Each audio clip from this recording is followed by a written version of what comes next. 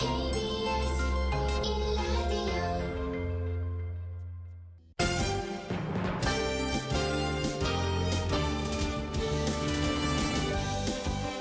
1라디오 KBS 1라디오 신성원의 오늘 세계는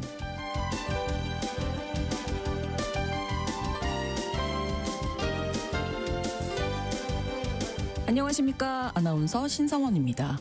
북유럽에 위치한 덴마크는 자치령인 그린란드와 페로 제도를 통해서 북극과 연결돼 있습니다. 그중 그린란드는 북미와 유럽을 이어주는 요충지임에도 안보의 블랙홀이라고 불릴 만큼 안보 관련 투자가 거의 없었는데요. 사실은 안보를 걱정할 이유가 없었던 거죠.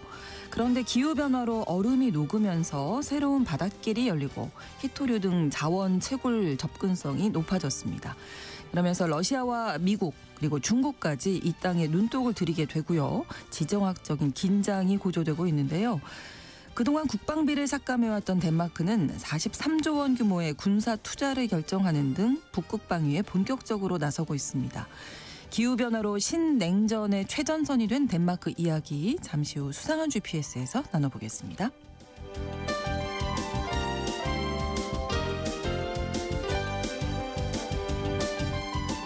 오늘 주목할 국제사회 뉴스는 헤드라인 뉴스와 키워드로 정리해드립니다. 통신원 취재 수첩 파키스탄 소식 전해드리겠습니다. 지난달 파키스탄에서는 국방총사령관직을 신설하면서 평생 면책특권을 부여하는 등 사실상 대법관 권한을 약화시키는 내용을 담은 헌법 개정안이 통과됐습니다. 이에 따라서 파키스탄의 군부 실세로 불리는 아심 무니르 육군참모총장의 권한이 한층 더 강화될 것이라는 지적이 나오고 있는데요. 자세한 내용 통신원 연결해서 알아보겠습니다. 12월 12일 금요일 KBS 라디오 신성원의 오늘 세계는 시작합니다.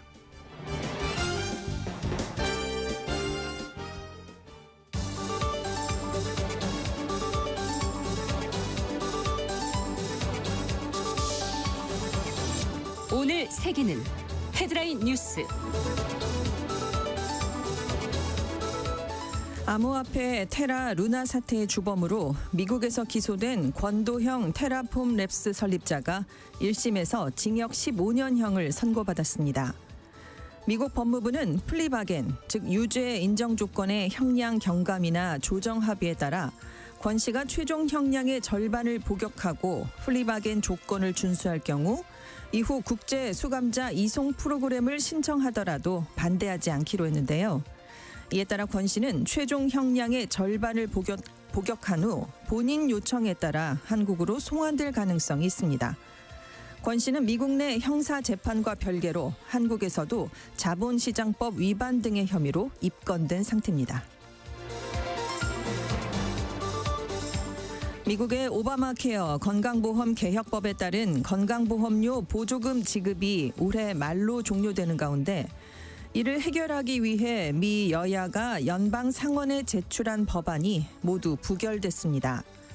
공화당은 보조금 지급을 없애는 저소득층에 최대 $1,500, 약 221만 원을 직접 지급하는 방안을, 민주당은 보조금 지급을 3년 연장하자는 주장을 내놨지만 법안 통과엔 모두 실패했는데요. 이에 따라 오바마 케어 보조금이 올해 말 종료될 가능성이 커지면서 내년부터 보험료가 평균 2배 이상 증가해 내년 중간 선거에서 주요 정치 쟁점이 될 것으로 전망됩니다.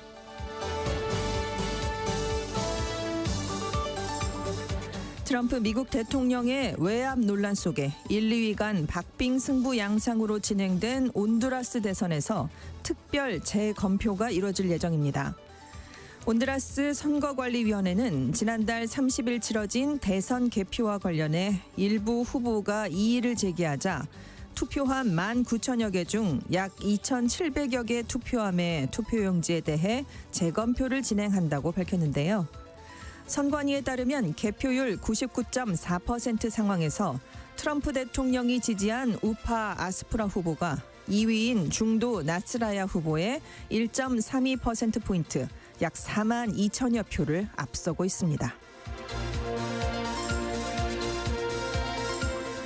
미국 시사주간지 타임이 올해의 인물로 인공지능 AI 설계자들을 선정했습니다. 타임은 올해는 그 누구도 AI보다 더 큰 영향을 주지 못했다면서 이제 세계는 AI 이전으로 돌아가거나 빠져나올 수 없다는 게 분명해진 해였다고 선정 이유를 밝혔습니다.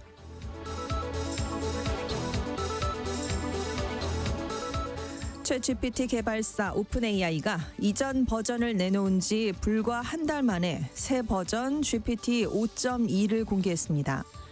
GPT 5.2는 이전의 즉답 사고 모드에 프로 모드를 더했는데요.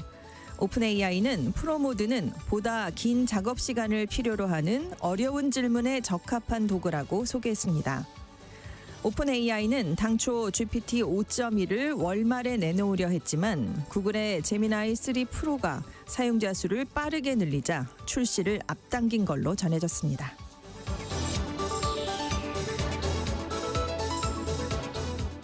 오늘의 헤드라인 뉴스 외신캐스터 전주현 씨가 전해주셨습니다. 이번에는 키워드로 정리한 국제사회 소식 살펴보겠습니다. 첫 번째 키워드. 국민이 이 질문에 답할 것이다. 네, 이 말을 한 사람은 젤렌스키 우크라이나 대통령인데요. 러시아가 점령하고 있는 우크라이나 영토 돈바스 지역을 포기하는 문제를 두고 국민 투표를 실시할 가능성을 나타냈습니다. 지금 트럼프 행정부가 크리스마스 이전에 휴전 협정을 매듭지으려고 압박 수위를 높인 가운데 나온 발언인데요. 젤렌스키 대통령은 영토 문제를 두고 러시아는 돈바스 전체를 원하지만 우리는 받아들이지 않는다. 선거가 됐든 국민 투표가 됐든 우크라이나 국민이 결정해야 할 사안인데 나는 우크라이나 국민이 이 질문에 대답할 것이라 믿는다. 이렇게 얘기를 했습니다. 그러니까 지금 젤렌스키 대통령이 계속해서 헌법상 대통령의 독단으로 영토를 포기할 권한이 없다라고 계속 주장을 해왔는데 이 입장을 재확인하면서도 협상 타결을 위한 정치적 명분을 국민의 선택으로 돌린 셈입니다. 지금 러시아가 도네츠크주는 4분의 3 정도를 차지를 했고요. 루안스크주도 대부분을 지금 점령을 했는데 이걸 두 개를 합친 돈바스 전체에서 우크라이나가 나가라 이렇게 요구를 하고 있습니다. 그런데 이 우크라이나 영토 포기가 지금 종전 협상에서 아주 핵심 쟁점이 되고 있는 상황인데요. 그렇죠. 젤렌스키 대통령은 미국이 우크라이나 군이 철수하는 동부 지역을 자유경제구역으로 지정하는 방안을 제안했다 이렇게 얘기를 했는데요.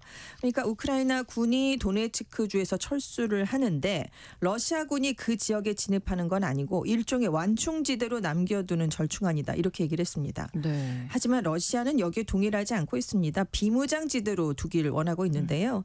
여기에다가 자포리자 원자력 발전소는 러시아가 독점 통제하기를 원하고 있습니다. 하지만 미국은 공동 관리 방안을 중재안으로 내놓고 있는 상황인데요.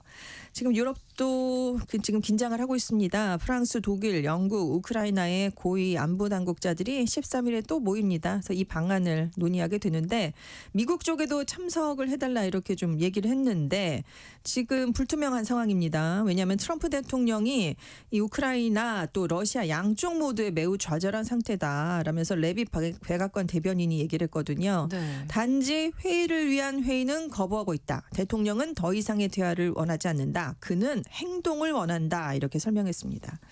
자, 한편에서는 전후 재건을 위한 물밑 작업도 함께 진행이 되고 있습니다. 네. 평화안과 별개로 젤렌스키 대통령이 베센트 미 재무장관, 쿠슈너 전 백악관 선임 고문, 레리 핑크 블랙록 회장 등과 지금 경제 회복 방안을 협의하고 있는데요.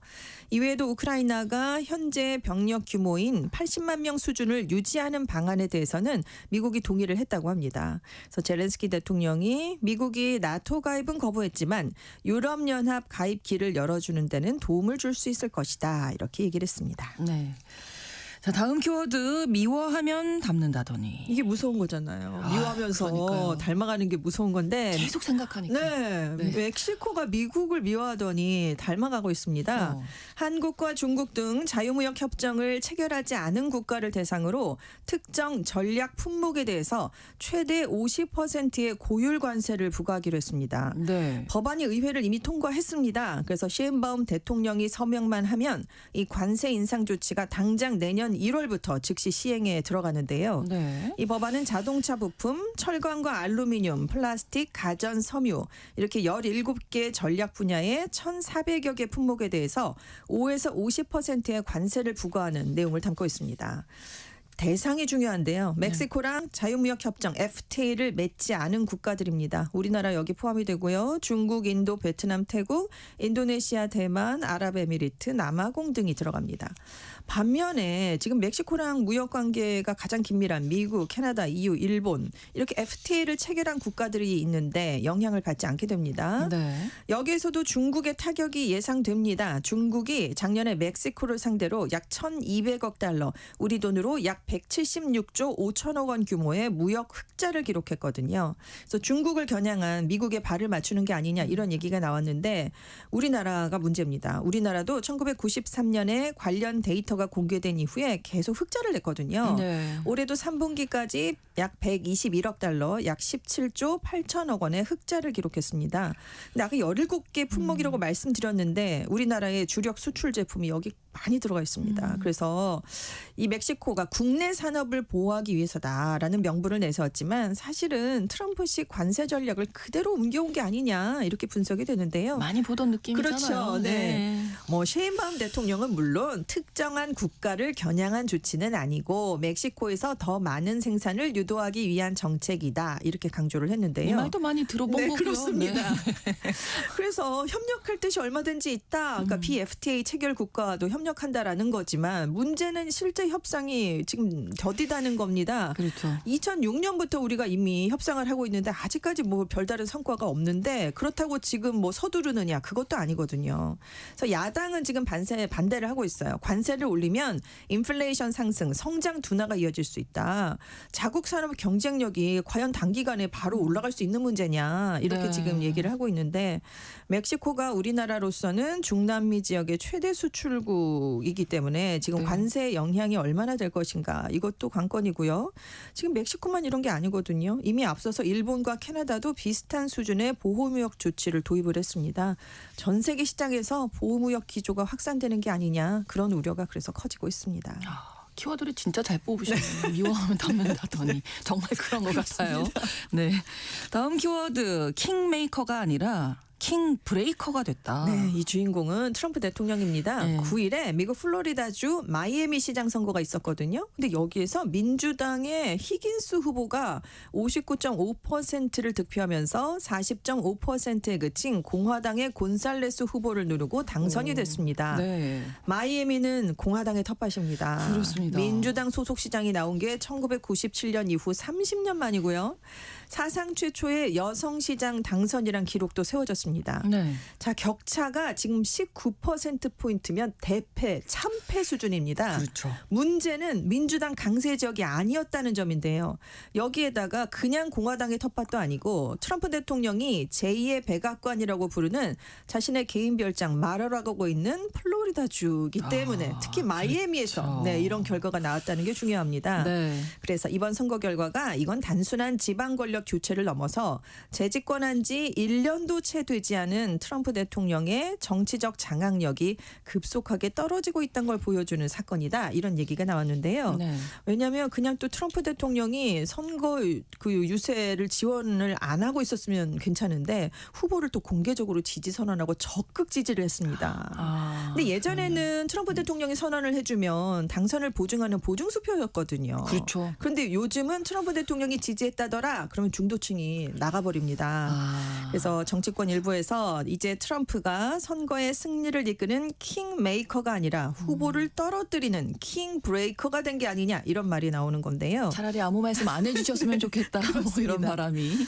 그런데 문제는 또 있습니다. 마이애미만 이런 게 아니라는 건데요. 같은 날 조지아주에서도 하워드 의원 보궐선거가 있었는데요. 민주당 후보가 공화당 후보를 꺾는 이변이 나왔습니다.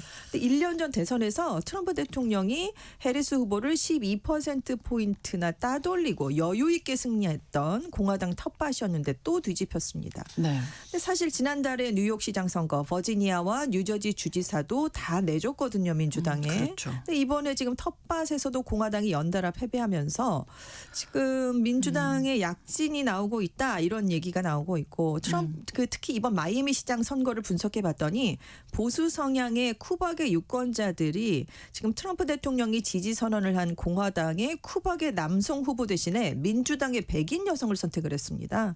아무래도 이민과 경제 정책에 대해서 쿠박의 그 이민자들이 좀 반감을 갖고 있는 게 아니냐 이런 분석이 나왔는데요. 네. 자, 내년 중간 선거 참패가 그러니까요. 예고된다. 공화당 안에서 위기감이 높아지고 있는데 그래서 공화당 의원들 사이에서 트럼프 말을 듣는 게 더 이상 재선에 도움이 되지 않는다. 이렇게 조금 얘기가 나오고 있다고 합니다. 네. 그래서 앞으로는 의회에서 트럼프 대통령의 정책 추진에 대해서 공화당 의원들의 반발이 더 거세질 수 있다라는 전망이 나오고 있습니다. 어쨌든 공화당 내 분위기 좋지 않을 것 네. 같습니다. 최근에. 다음 키워드 질문이 무엇이든 AI가 답이었다. 헤드라인에서 타임지가 올해의 인물로 AI의 설계자들을 선정했다라고 말씀을 드렸는데요. 네. 제이콥스 타임 편집장이 올해는 AI의 잠재력이 본격적으로 드러나기 시작한 해이자 이제는 되돌릴 수도 외면할 수도 없다는 사실이 명확해진 해였다. 올해 AI를 구상하고 설계하고 구축한 사람들보다 더 큰 영향을 미친 사람이 없었다라면서 선정 이유를 밝혔습니다. 네. 그래서 올해의 인물 특집호를 이제 타이머가 내놓게 되는데 표지를 2개로 만들었습니다. 하나는 AI 기업 최고 경영자들의 이미지가 들어갔는데요. 타임지가 자기들이 선정한 역사상 가장 영향력 있는 사진 100선 중에 하나를 오마주했습니다. 1932년에 마천루 위의 점심이라는 사진이 있었어요. 네. 당시에 록펠러 센터 건물 69층에 있는 가로빔에서 이걸 건설하던 노동자들이 하늘 위에서 위태롭게 앉아서 점심 먹는 그런 사진이었는데요. 이 노동자들 대신에 이번에는 이 빔 위에 마크 저커버그, AMD의 리사 수, 머스크, 젠슨 황, 샘 올트먼, 구글 딥마인드의 데미스 허사비스, 엔트로픽의 아모데이, 월드랩스의 페이페이 리 CEO를 앉혔습니다. 그리고 또 다른 표지는 AI 글자를 형상화한 모습이었는데요. 네. 철근으로 된 AI 글자를 건설하는 현장이 있는데 이 구조물 곳곳에 이 8명의 AI 산업 리더들이 숨어 있는 사진이었습니다. 타임이 이 이미지를 만드는 과정에서 AI의 도움을 받았다 이렇게 얘기를 했거든요. 현재 진행 중인 엄청나게 복잡한 기술 혁명을 시각화한 작업이었다 이렇게 얘기를 했습니다. 그래서 젠슨 황 CEO가 타임지랑 인터뷰를 했습니다. 이제 모든 산업이 AI를 필요로 한다. 모든 기업이 AI를 사용하고 있고 모든 국가가 AI 시스템을 구축해야 하게 됐는데 네. AI는 우리 시대에 가장 큰 영향을 미치는 기술이다 이렇게 강조를 했는데요. 다만 어두운 면도 항상 공존을 그렇죠. 하죠. 네. 타임지가 그 면도 소개를 했습니다. 모든 발전엔 대가가 따른다. 자원 소모, 일자리 문제, 허위 정보 확산 이런 것들을 들었는데요. 그래서 세계 경제가 그 어느 때보다 AI 기업들에 좌우되고 있는데 이건 엄청난 규모의 도박이고 거품에 대한 우려도 함께 커지고 있다라고 진단을 내렸습니다. 네, 뭐 피해갈 수 없는 현실인 네, 것 같아요. 네. 그럼 어떻게 하면 잘 쓸지를 또 고민해봐야 되겠죠. 다음 키워드 마셨으면 타지 말자. 네, 이건 차량이 아니라요. 자전거 얘기입니다. 오. 일본에서 지금 자전거 음주운전을 했다가 자동차 운전 면허가 정지되는 사례가 급증하고 있는데요. 아. 올해 1월에서 9월 사이 일본 전역에서 술을 마시고 자전거를 탔다가 적발이 돼서 자동차 운전 면허가 정지된 사람이 890명을 넘어섰습니다. 일본이 이제 자동차 음주운전을 취기 정도에 따라서 음주운전과 취기운전 이렇게 두 가지로 나눠 구분을 해왔는데 네. 작년 11월에 도로교통법을 개정했습니다. 그래서 자전거 음주운전에도 최대 3년 이하의 징역 또는 50만 원, 우리 돈으로 470만 원 이하의 벌금형이 처해질 수 있는 강력한 조항을 도입을 했습니다. 네네. 또 자전거 운전자에게 술을 제공했거나 같은 자전거에 동승했던 사람도 역시 차량처럼 같이 처벌을 받을 수 있는데요. 전동 킥보드나 자전거 등을 타면서 규정 위반으로 상당한 위험을 초래할 우려가 있다라고 판단이 되면 광역지자체 경찰 측에서 면허 정지 처분을 내릴 수가 있습니다. 네. 왜냐하면 자전거 음주운전도 중대한 사고로 발전할 수가 있기 속력이 때문입니다. 꽤 되거든요. 네, 네. 그러니까 네. 자전거라고 해도 마셨으면 타지 말자라는 태도를 철저히 지켜달라라고 경찰이 당부를 했는데요. 네. 지금 일부 지역에서는 이렇게 말씀드린 것처럼 자전거나 전동 킥보드를 음주하고 탔다가 적발된 사람들에게 자동차 면허까지 정지시키는 강력한 처분을 적용하고 있는데 네. 특히 송년회가 많은 12월이 됐잖아요. 그렇죠. 그래서 일본 경찰이 거리에서 자전거와 전동 킥보드에 대한 음주 단속도 강화하겠다라고 밝혔습니다. 네. 자, 다음 키워드 크리스마스 악몽. 유명한 영화 영화 예. 제목인데요. 맥도날드 네덜란드가 인공지능 기술을 이용해서 크리스마스 광고를 제작했다가 거센 항의를 받고 결국 광고를 철회했습니다. 예. 이게 6일에 공개된 건데 45초 분량이었습니다. 이게 유튜브 채널에 올라왔는데 크리스마스 연휴 전에 생길 수 있는 전후에 생길 수 있는 여러 문제를 그렸습니다. 네. 성가대가 이제 가서 노래를 하잖아요. 여기저기 네. 돌아다니면서. 근데 눈보라를 거세게 맞는 거예요. 굉장히 힘들게 노래를 부르고 할인 행사를 갔더니 고객 2명이 똑같은 곰인형 하나를 사이에 두고 굉장히 다투고 산타클로스가 선물을 주러 가다가 교통체증에 갇혀서 짜증을 내고 아. 고양이가 크리스마스 트리를 무너뜨리는 그런 상황인데 광고의 제목이 연중 가장 끔찍한 시기였습니다. 크리스마스 때 이런 문제에 시달리지 마시고 우리 매장으로 피신하세요라는 게 광고의 의도였습니다. 네. 하지만 광고가 공개되니까 정반대의 상황이 나왔습니다. 네. 혹평이 쏟아졌어요. 이 광고 하나로 크리스마스 기분을 완전하게 망쳤다. 이건 AI 잡동사니다. 올해 본 최악의 광고, 소름 끼친다. 이런 부정적인 반응만 이어졌거든요. 더군다나 AI로 이 광고를 만들었다라고 소개가 되면서 사람의 일거리가 줄어든 게 아니냐 이런 우려도 커졌는데 네. 광고 제작사 측이 이건 사람을 대체한 게 아니라 광고를 만드는 도구가 많아진 것이다. 사람 10명이 광고 제작에 실제로 참여를 했다라고 해명을 했는데 그랬더니 이번에 10명은 전통적인 실사 촬영에 비하면 극히 적은 수에 불과하다. 이런 지적이 나왔습니다.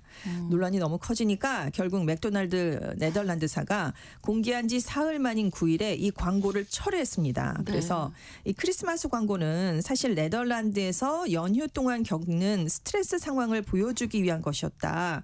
하지만 SNS 댓글과 언론 보도를 보고 많은 고객에게 이 시기가 연중 가장 멋진 시기로 받아들여진다는 점을 확인을 했다. 또 AI를 효과적으로 활용하는 방법을 모색하는 과정에서 중요한 교훈이 됐다. 이렇게 해명을 했습니다. 뭐 현실적으로는 이런 네. 일들이 있을지 몰라도 아, 그렇죠. 크리스마스 하면 네. 뭐 따뜻하고 행복하고 네. 이런 걸 느끼고 기다리는. 싶지. 근데 사실 연중 가장 멋진 시기로 받아들여진다는 점을 이번에야 확인을 했다라는 과연 어느 분들이 공감을 하실지 모르겠습니다. 그렇습니다. 네. 헤드라인 뉴스와 키워드 외신캐스터 전지현 씨와 오늘도 함께했습니다. 고맙습니다. 네, 감사합니다. KBS 1라디오 신성원의 오늘 세계는 1부 마무리하겠습니다. 11시 30분부터 일부 지역에서는 해당 지역 방송 보내드립니다. 해리 스타일스의 Falling 함께 듣겠습니다.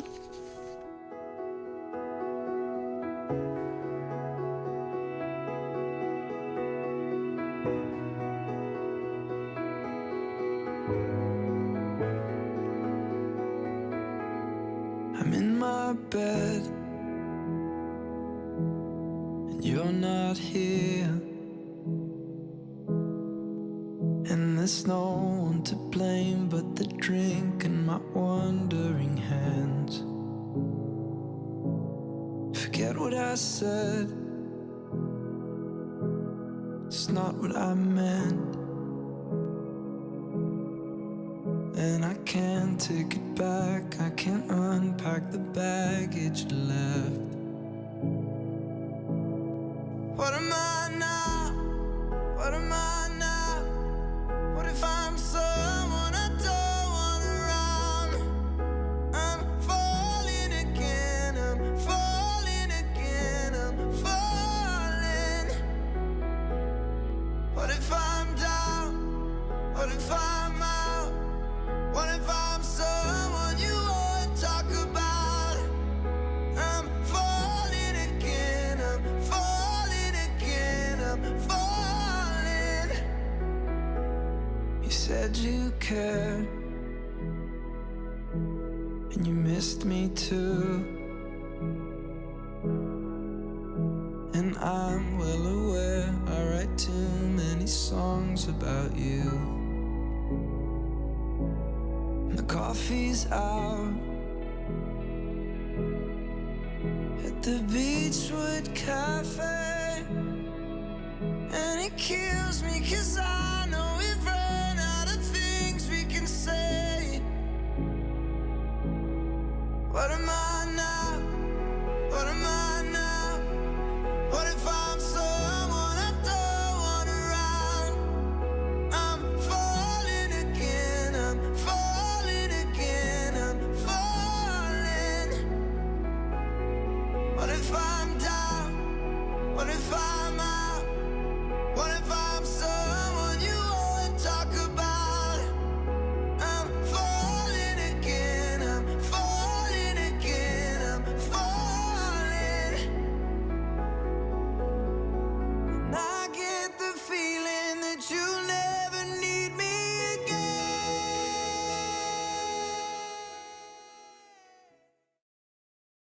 지금 시각은 11시 30분입니다. KBS Ladies and gentlemen. 국제사회의 다양한 뉴스를 한눈에 KBS 1라디오 신성원의 오늘 세계는 세계를 바로 보는 최소한의 투자입니다.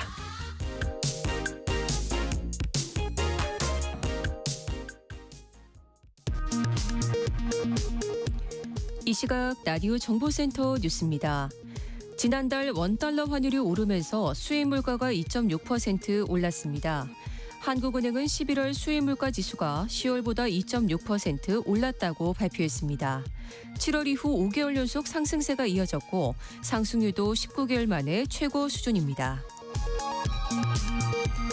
광주 대표도서관 붕괴 사고 이틀째인 오늘 매몰된 작업자 2명을 찾기 위한 수색 작업이 계속되고 있습니다. 어제 오후 일어난 붕괴 사고로 작업자 4명이 매몰됐고 그중 2명은 숨졌습니다. 가맹점주 단체 협상권을 담은 가맹사업법 개정안이 어제 국회 본회의를 통과하면서 가맹점주 단체는 환영의 뜻을 밝혔지만 프랜차이즈 업계는 우려를 표명했습니다.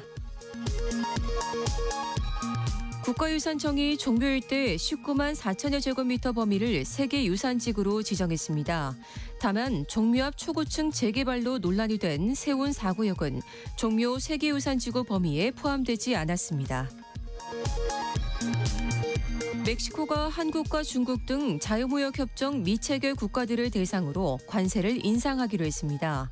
내년 1월부터 자동차 부품과 섬유 등 1,400여 개 수입품에 대한 관세가 5에서 50%까지 인상될 전망입니다.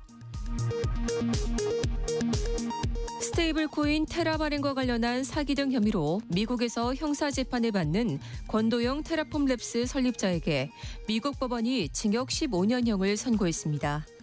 지금까지 라디오 정보센터 뉴스 정원나였습니다.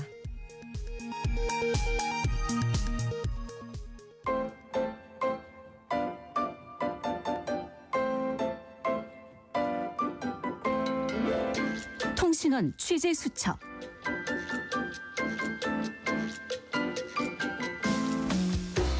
통신원 취재 수첩입니다. 오늘은 파키스탄 카라치로 가보겠습니다. 박성준 통신원이 연결돼 있는데요. 안녕하세요. 안녕하세요. 네, 이 아심 무니르 육군 참모총장 트럼프 대통령과 두 차례 만나면서 주목받은 인물로 기억이 되는데 파키스탄에서 이 사람의 권한이 더 강해질 것으로 보인다고요? 네, 그렇습니다. 지난 11월 13일 파키스탄 대법원 이원화와 국방총사령관직 신설 등의 핵심을 하는 헌법 개정안이 통과되었는데요. 사실상 만장일치로 통과한 이 개헌안은 군부에 전례 없는 권력을 제공하는 개헌안이라는 비판이 나오고 있습니다. 네. 문제가 되는 부분은 형식적 직위에 가까웠던 합참의장을 대신해서 실권을 쥔 국방총사령관직을 신설하는 것입니다. 이 총사령관직에 대한 현재 육군 참모총장인 무니르가 오를 것이 확실한데요. 네. 무니르는 2022년부터 11월부터 육군 참모총장을 맡아왔었습니다. 그가 총사령관이 된다면 파키스탄 해군과 공군까지도 감독하게 됩니다.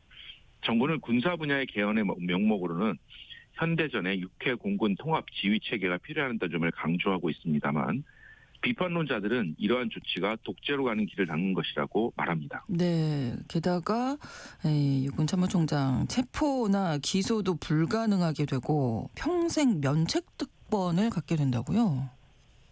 네. 그래서 개헌이 군부에 전례 없는 큰 권력을 부여한다는 비판이 제기되고 있는 것입니다. 네. 개헌안은 야전 원수 계급의 군인과 대통령에게 평생 면책 특권을 부여하는데요. 네. 무니르가 지난 5월 인도와의 무력 충돌에서 국가 방어 공로를 인정받아 파키스탄 역사상 두 번째로 야전 원수, 즉 군 최고의 계급인 오성 장군으로 승진한 바 있습니다. 네. 이렇게 국가 원수로 습격한 무니르 육군 참모총장 역시 이 특권을 적용받게 되었습니다. AFP 통신은 면책 특권으로 인해 만일 무니르가 계엄령을 선포하다 하더라도 반역죄로 재판되지는 않을 것이다라고 지적했습니다. 사실 파키스탄이 오랜 기간 동안 군사 독재가 있었던 그 역사가 있기 때문에 이런 움직임이 더 주목받지 않나 싶은데요.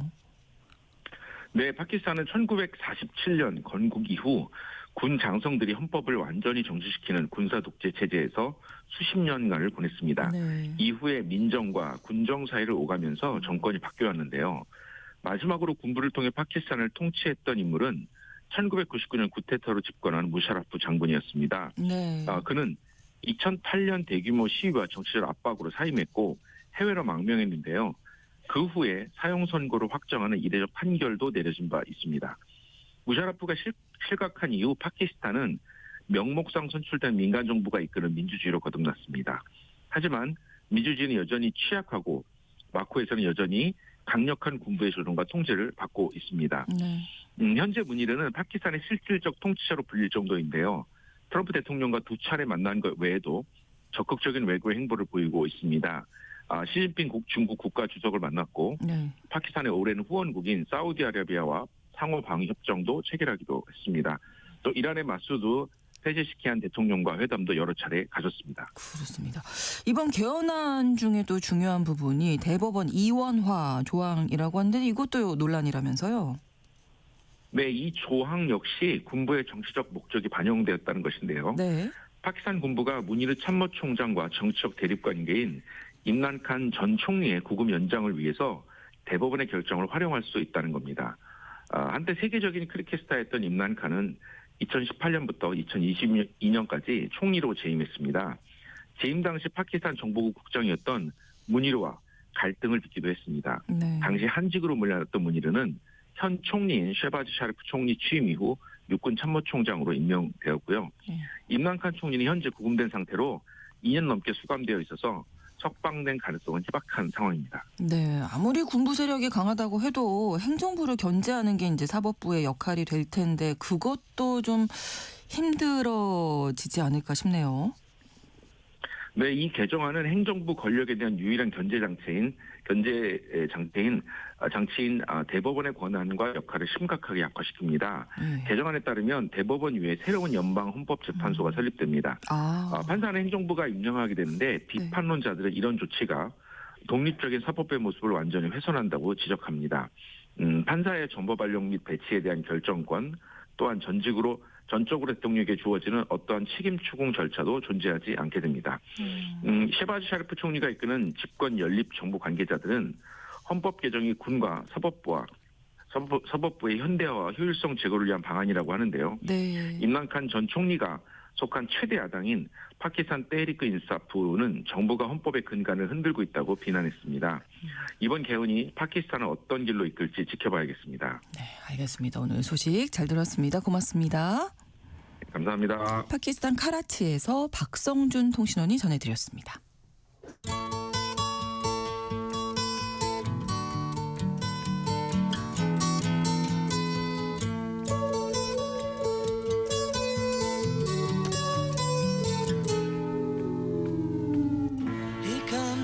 넓은 지구촌의 한 지역, 장소를 중심으로 우리가 주목할 이야기 전해드리는 시간 수상한 GPS입니다. 구정훈 국제전문기자와 오늘도 함께하겠습니다. 어서 오십시오. 안녕하세요. 네. 오늘은 또 어디로 가볼까요? 오늘은 덴마크. 덴마크. 예. 덴마크 하면 레고의 나라. 이제는 이미지가 좋잖아요. 그렇죠. 낙농 제품이라든가. 그렇죠. 예. 사실 국제뉴스에서 덴마크가 좀 이렇게 심각한 일이나 뭐 전쟁 분쟁 이런 거와 관련해서 등장한 일은 사실 한 번도 없었습니다. 네.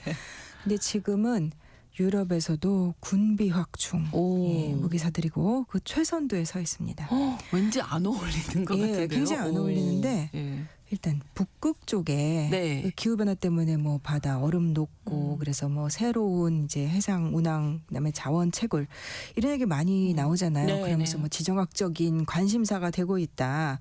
그래서 뭐 미국이라든가 중국, 러시아 등등 강대국들이 다 눈독 들인다 얘기 참 많이 나왔는데 그래서 일각에서는 뭐 이 북극권 일대를 뭐 신냉전의 최전선이다 막 이렇게들 표현을 하기도 해요. 근데 그 중에 한 주역이 덴마크예요. 그래서 이제 덴마크는 사실 오랫동안 되게 진짜 평화로웠고 그래서 그러니까 국방비를 계속해서 삭감하고 해왔었어요. 그랬는데 작년에 앞으로 10년 동안 대대적으로 국방비를 투입하겠다. 이렇게 작년에 결정을 내렸습니다. 아무래도 이제 그린란드 얘기를 또 여기서 안 할 수가 없네요. 예, 이게 그 북미와 이제 유럽을 잇는 이제 한마디로 미국과 유럽이 있는 이거를 보통 이 세계의 그 무역의 주된 길 중에 하나여서 뭐 대권 항로 이렇게 불러요. 네. 근데 이 대권 항로의 핵심에 있는 곳이 이제 그린란드인데 그린란드는 사실 그동안에는 여기 뭐 안보상에 뭐 이렇게 뭐 위험한 그런 게 없었기 주목받지 때문에 않았죠. 네, 네. 네. 그래서 뭐 누가 여기서 전쟁할 것도 아니고 그렇죠. 그래서 뭐 이제 영국 언론 표현으로도 안보의 블랙홀? 네, 여기 뭐 아무것도 뭐 하지 않는 뭐 미군 기지가 하나 있긴 하지만 네. 그린란드를 무슨 전쟁터가 될 거란 예상한 사람은 없었으니까. 그래서 덴마크의 자치령인데 이제 수십 년 동안 거의 덴마크 쪽에서 이제 안보 관련 투자는 없었어요. 네. 여기에 있는 그 미군 기지가 있는데 옛날에는 툴레 기지라고 불렸고 지금은 이제 P2P 기지라고 하는데 네. 미군의 사령부 체제 중에 우주사령부가 있는데 그 미군 우주사령부의 기지가 지금 여기 있기는 해요. 여기서는 뭐 아마도 러시아 등을 겨냥해서 미사일 조기경보 시스템 뭐 이런 것도 있고 하긴 한데 그렇지만 여기도 뭐 미국도 뭐 그렇게 엄청나게 집중했던 곳은 아니고 이 덴마크가 그린란드에 갖고 있는 전력은 뭐 전력이라고 할 마땅한 게 없습니다. 뭐 아주 낡은 이제 그 순찰함 뭐 4척 그다음에 오죽하면 개썰매가 이끄는 뭐 순찰대 네. 예, 그래서 이 그린란드가 프랑스의 4배 면적이라고 하는데 그 한마디로 바다에 배 몇 척 띄우고 개썰매들 타고 다니면서 뭐 경비선은 이런 수준이었대요. 왜냐하면 그동안 별일이 없었고 네, 별일이 앞으로도 없었고. 별일이 없을 거로 생각이 네, 되니까. 사실 그래서 그동안에 뭐 러시아 함정이나 아니면 네. 중국의 뭐 연구 선박 이런 게 뭐 그린란드 인근에 이렇게 모습을 드러낸 적은 있지만 네. 그동안에는 사실은 거의 없었던 거죠. 예. 그런데 이 덴마크 북구권 지역이 중앙 정부와 자치 지역들로 이렇게 나뉘어져 있다. 그것도 영향을 미쳤죠. 아무래도 덴마크 정부가 네. 무언가를 이제 국방비라든가 투입하지 않은 이유 중에 하나가 또 이제 여기가 그린란드 자치 정부가 있고 그다음에 페로 제도라고 부르는 이 섬들이 있어요. 작은 네. 섬들인데 이게 다 자치 지역들이에요. 그래서 그 덴마크 정부가 뭘 하려면 이 자치 정부들하고 또 협상을 해야 돼요. 네. 그래서 이제 이 두 곳의 자치 지역 정부들하고 이제 덴마크가 안보를 강화하려다 보니까 네. 이제 북극과 북대 서양에 관한 1차 합의 이런 것들에서 이게 이제 올 초의 상황입니다. 네. 그래서 이제 트럼프 정부 출범할 무렵에 그래서 뭐 그때 올 초에 얘기할 때 뭐 선박도 건조하고 뭐 장거리 드론도 뭐 더 추가하고 뭐 이런 얘기를 했었고 10월 달에 이제 이 그린란드랑 페로제도 자치정부랑 이제 덴마크 정부가 2차 합의를 했어요. 네. 그래서 2차 합의에서 나온 게 뭐냐면 육해공을 다 보강하자. 주로 이제 그린란드 얘기예요. 그래서 그린란드의 그 자치정부 수도인 뉴크에다가 네. 합동 북극 사령부를 설치하겠다. 한마디로 군사 부대를 이제 배치하겠다라는 거하고 그다음에 해상에서도 뭐 해상 초계기 도입하고 북극 해군 함정 뭐 도입하고 또 쇄빙선 역량도 강화하고 뭐 해적 케이블도 구축하고 그다음에 공중 작전 분야에서도 이제 공중 감시 레이더 설치하고 그다음에 드론 전력을 도입하겠다. 뭐 이런 것들을 이제 올해 그린란드 자치정부랑 합의를 한 거죠. 네. 다 하려면은 뭐 엄청난 예산이 필요하지 않습니까? 그러니까 이게 참 문제예요. 안보라는 게 항상 네. 돈이 들어가는 거고 그렇죠. 그 나라의 모든 자원을 빨아들이는 거잖아요. 네. 사실 덴마크가 뭐 잘 사는 나라긴 합니다만 경제 규모가 어마어마한 나라는 아니잖아요. 근데 보니까 덴마크 크로네로 한 274억? 그러니까 뭐 계산해 보면 6조 원이 넘어요. 이거를 일단 이제 앞으로 장기적으로긴 하지만 네. 드리는 건데 그래서 뭐 7월 달에도 이제 나토 조달 기구를 통해서 이제 미국의 제너럴 아토믹스라는 그 군사 회사 통해서 이제 무인기 4대를 도입하는 계약을 체결했는데 네. 이거 원래는 한 2대 정도 살려다가 이제 4대로 늘렸어요. 근데 이게 그 스카이 가디언 무인기라고 하는 건데 이 드론을 갖게 되면 이게 장거리 채공이 가능한 거여서 사실 덴마크랑 그다음에 그린란드랑 좀 떨어져 있는데 네. 이거를 갖게 되면 이제 그린란드, 페로즈도 다 포함해서 이제 거기까지 쫙 이제 덴마크에서 감시할 수 있게 된다. 네. 그래서 뭐 덴마크 당국의 표현을 보면은 북극 북극권의 이제 상황을 감시하는 이 치명적인 공백을 메울 수 있다. 이렇게 얘기를 하고 한 2028년부터 드론 인수받아서 한다 그러는데 네. 이거는 이제 나토 입장에서도 크게 보탬이 되는 거죠. 덴마크 한 나라뿐만 그렇죠. 아니라. 네. 그래서 어떤 이제 군사 전문지들 표현해 보면은 이 북극권에서 나토의 이 눈을 크게 업그레이드하는 조치다. 뭐 이렇게 표현을 하더라고요. 네. 그러면 다른 유럽 여러 나라들과 공조도 좀 필요하겠네요. 공조 많이 하죠. 네. 특히 이제 덴마크가 그래서 올해 군사훈련 많이 했습니다. 네. 그래서 8월 달에도 이제 프랑스와 함께 군사훈련했고 또 프랑스랑 독일이랑 같이 또 뭐 하기도 하고 네. 9월 달에는 이제 프랑스, 스웨덴, 노르웨이군하고 또 이제 대규모 군사훈련하고 이때 뭐 독일도 또 옵서버로 참여하고 네. 근데 이 훈련들이 일단 덴마크가 엄청난 병력을 갖고 있는 나라가 아니기 때문에 만일의 경우 뭐 그린란드라든가 무슨 일이 일어나면은 유럽의 주요국의 군대가 와야 되는 거예요. 그린란드로. 물론 덴마크 군도 있겠지만 그래서 그 외국 군대가 나토 군대가 왔을 때 어떻게 덴마크 군과 유기적으로 이렇게 어떻게 받아들여서 잘할 건가. 네. 그쪽에 좀 초점을 맞추고 있죠. 예. 이 모든 조치들이 이제 트럼프 대통령이 아무래도 영향이 있죠. 그린란드를 영향이 탐낸 매우 예. 매우 큽니다. 그렇겠죠. 예, 연초부터 이제 계속. 이게 결국은 미국이 참 압박을 하니까 네, 이제 네. 그 올 초에 트럼프 대통령 아마 취임하기도 전이었던 것 같은데 이제 네. 그린란드 맞아요. 덴마크가 그 섬 넘겨야 된다는 식으로 얘기를 했고 특히 이제 문제가 됐던 게 그 피트 엑세스 미국 국방장관이 필요하면은 무력으로 확보할 수도 맞아요. 있다. 뭐 이런 식의 뭐 국방부 비상계획 얘기하고 진짜 참 덴마크 입장에 정말 경악할 만한 소리죠. 네. 그린란드 사람들 입장에서는 정말 더 말도 안 되고 그래서 그때 1월 달에 덴마크가 이제 북극권 군사 투자 계획 얘기하면서 네. 트럼프의 압박에 대한 대응이라는 것도 좀 명시를 했어요.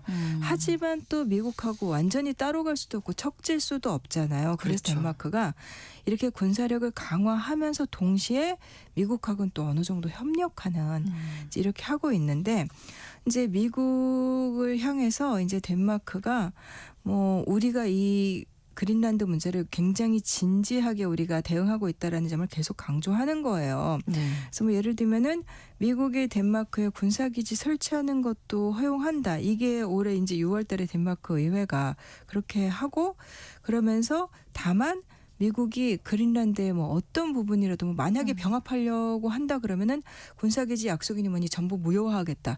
요거를 또 명시하는 네. 이런 식으로 해서 미국이 그렇게 그린란드가 필요하다면 우리가 양해는 해줄 텐데 가지려는 짓은 절대 하지 마라.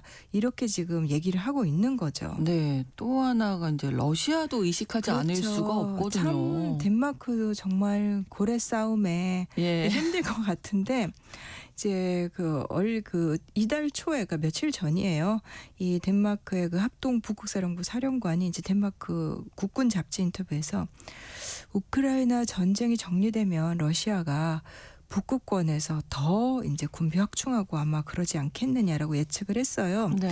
근데 사실 러시아가 오랜 시간에 걸쳐서 이제 러시아 입장에서는 꼭 그린란드, 덴마크 쪽 이쪽이 아니더라도 북극권을 이렇게 뺑 둘러서 러시아의 이제 그 영토가 많잖아요. 네, 네. 그래서 그 일대 전체 뭐 북극 기지라든가 뭐 비행장, 뭐 군사 인프라에 오랫동안 이제 돈을 투자를 해왔습니다.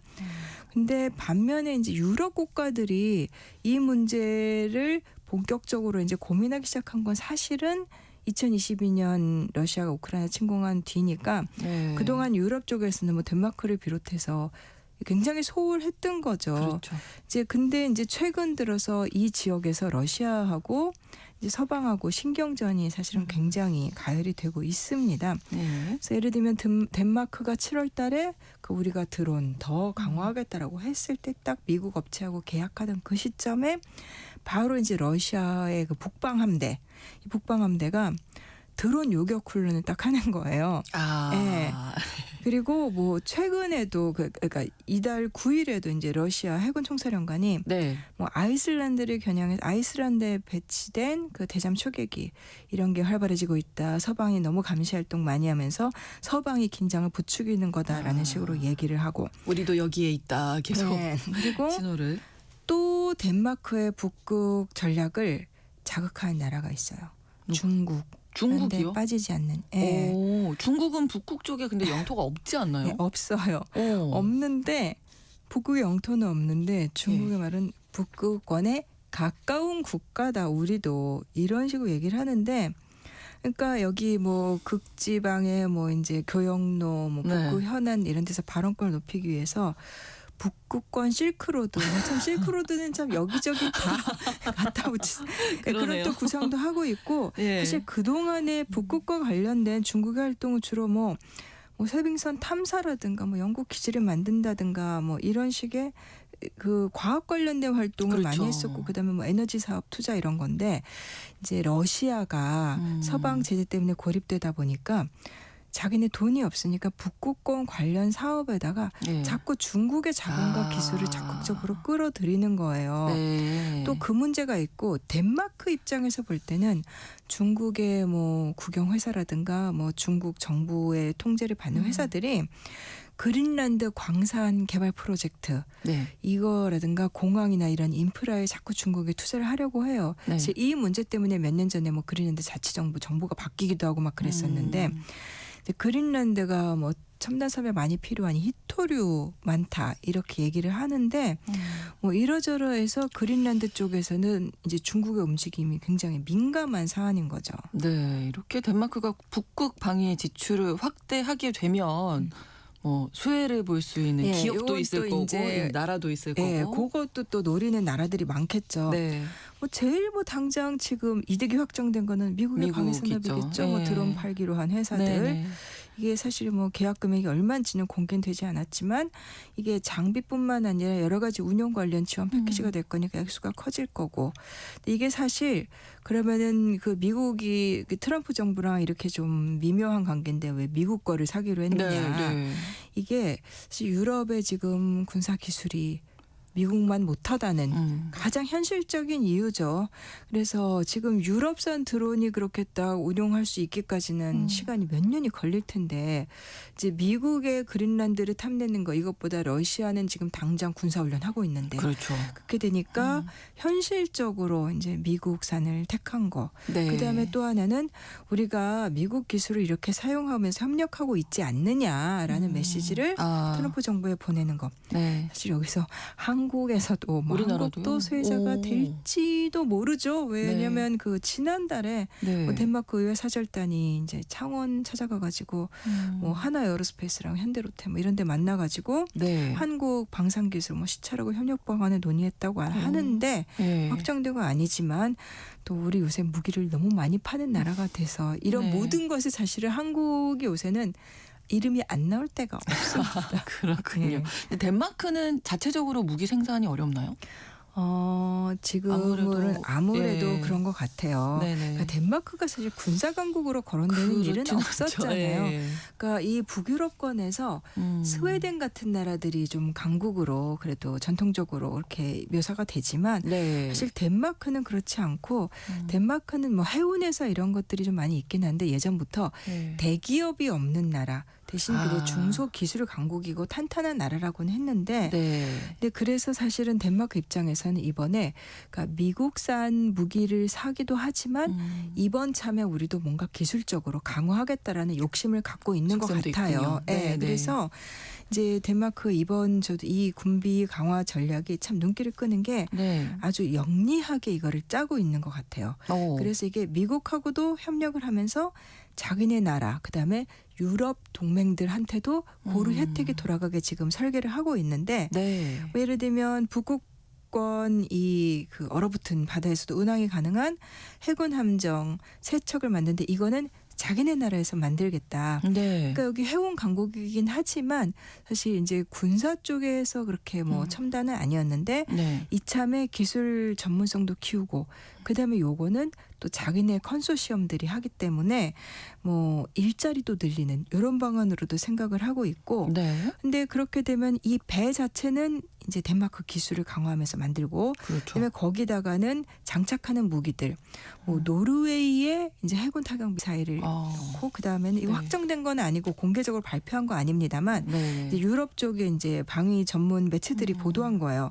그리고 또 지대공 미사일 유럽산으로 이거는 또 뭐 무장을 한다든가 이런 식으로 협력 체계를 이제 만드는 거죠. 그렇죠. 그리고 또 북극권 이제 위성 감시 이것도 이제 덴마크가 여태까지는 뭐 주축은 아니었지만은 이제 유럽 동맹국들의 이제 우주 프로그램들이랑 협력하거나 아니면 유럽의 민간 위성 업체라든가 이제 정찰 관련된 업체들하고 협력하고 그렇게 되면 이제 덴마크가 이 유럽의 방해 체제 안에서 이전보다는 상당히 역할을 늘릴 수 있게 되는 입지가 좀 강화 그렇게 될 수 있는 거고. 네. 그래서 이 덴마크의 이런 노선을 가지고 이제 어떤 평가들이 나오냐면 네. 미국과 유럽 사이에서의 균형. 그러니까 보통 이제 미국과 유럽을 뭐 대서양 동맹 이렇게 얘기하고 또 유럽에서는 지금 유럽 퍼스트로 동맹을 뭐 자기네 군사력을 강화하겠다라고 하고 있는데 네. 아메리카 퍼스트, 유럽 퍼스트. 네, 그 둘 사이에서 이제 덴마크는 동시에 좀 균형을 추구하는 거고 어쨌든 이렇게 되면은 양쪽 사이에서 덴마크는 이제 입지를 다지는데 좀 도움이 될 수 있을 것 같습니다. 네. 근처의 다른 나라를 예를 들면 뭐 스웨덴이나 핀란드 같은 경우는 그런 어떻습니까? 나라들도 지금 열심히들 하고 있죠. 지금 그렇겠죠. 미국은 좀 예. 트럼프 정부 그러고 러시아는 이제 이렇게 지금 대치를 하게 되는 상황이니까 네. 뭐 핀란드, 스웨덴은 나토에 새로 가입한 다음에 네. 이제 여러 가지 군사 협력, 군사 훈련 이런 거 많이 하고 있고 그다음에 뭐 아이슬란드는 또 프랑스랑 같이 북극권 관련해서 안보 협정도 새로 체결을 했어요. 그리고 이번에 덴마크뿐만 아니라 노르웨이도 장거리 드론 지금 검토하겠다면서 네. 전용 드론 기지 이렇게 만들고 있고 지금 북극권이 아주 이렇게 심각한데 문제는 이거 기후변화. 그렇죠. 기후변화 자체도 나쁘지만 결국 다 악영향 미칠 거고 예. 참 걱정이 많은 그래서 북극권이 지금 이렇게 전쟁터가 되면 안 되는데 그렇죠. 굉장히 예. 위험한 상황들입니다. 지금. 예, 조용했던 북극권에서 일어나고 있는 움직임 오늘 살펴봤습니다. 구정훈 국제전문기자와 함께했습니다. 고맙습니다. 감사합니다. KBS 1라디오 신성원의 오늘 세계는 다음 주 월요일 오전 11시 5분에 다시 뵙겠습니다. 고맙습니다.